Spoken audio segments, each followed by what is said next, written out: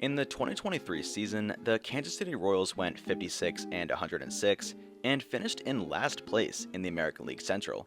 They were even worse than the White Sox, who in 2024 are on pace for one of the worst seasons ever. That team had almost nothing going for it, save for shortstop Bobby Witt Jr. and starting pitcher Cole Ragans. However, outside of them, there weren't many players contributing.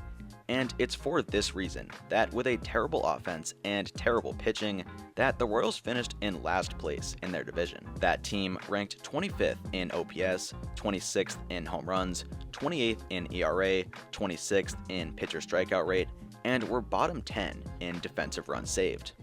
The 2023 Royals season was their worst since 2005. Heading into the season this year, they made a ton of acquisitions in free agency. First was signing relievers Will Smith and Chris Stratton on one-year deals.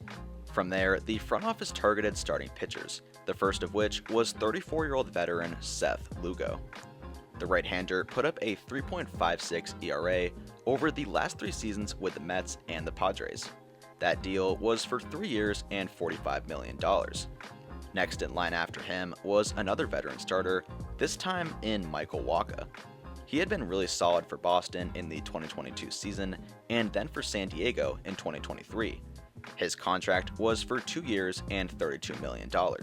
Hunter Renfroe hit 80 home runs from 2021 to 2023, along with a 779 OPS for parts of seasons with 4 different teams. The Royals desperately needed a veteran bat in that lineup and inked him to a deal over 2 years and worth $13 million.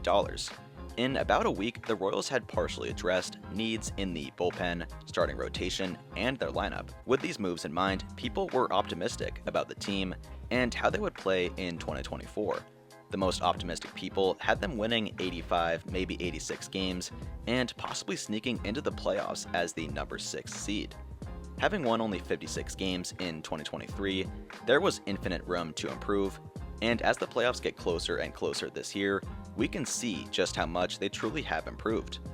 It's been 5 months since opening day.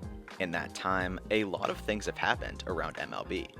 One of the most notable stories has to be what has taken place in the AL Central. The Cleveland Guardians took sole possession of first place in the division starting on April 13th. They had not relinquished the lead since and even led the Royals in the division by 10 games on June 25th. But since that point, the two teams have been going in different directions. While the Royals have won 32 of their last 52 games, the Guardians have slumped and won only 24 of their last 56. The month of August has been especially kind to the Royals in particular. Since August 1st, they are 15-10, which is one of the best records in MLB. What has prompted this stretch of winning baseball has been any number of things. Obviously, the most important has been the play of MVP candidate Bobby Witt Jr. For the month of August, the All-Star shortstop has been on fire at the plate. In 110 plate appearances, he is slugging a ridiculous .698 with a sparkling .409 on-base percentage. He's barreling up the pitch 16% of the time, which is more than double the average player in MLB. It doesn't need to be said, really, that his defense at shortstop has remained platinum glove caliber during this time. If it weren't for Aaron Judge and what he's doing right now in New York, Witt would rather easily be the AL MVP, in my opinion. Another player contributing their best effort right now is third baseman Paul DeJong. Recently acquired by Kansas City, the former Cardinal is raking for the Royals. In the month of August right now, the third baseman is completely resurrecting his career after a few down seasons.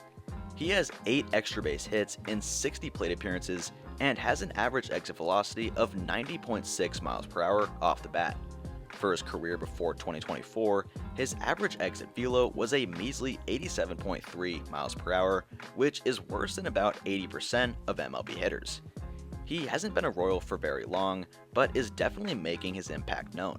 On the pitching side, newly signed starter Michael Wacha is having a great month. In 4 starts on the mound, he is pitching to an excellent 2.16 ERA and has allowed just 1 home run in 25 innings. Wacha isn't known for being a strikeout pitcher, and during his recent hot streak, he isn't disproving that. What he is doing is limiting hard contact and keeping the ball in the park.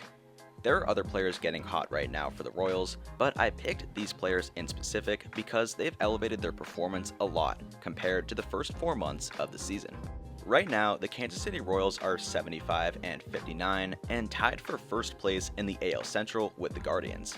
They've made up a 10-game deficit in just over 2 months, and the way each team is looking right now, it wouldn't be a surprise to see the Royals end up winning the division outright.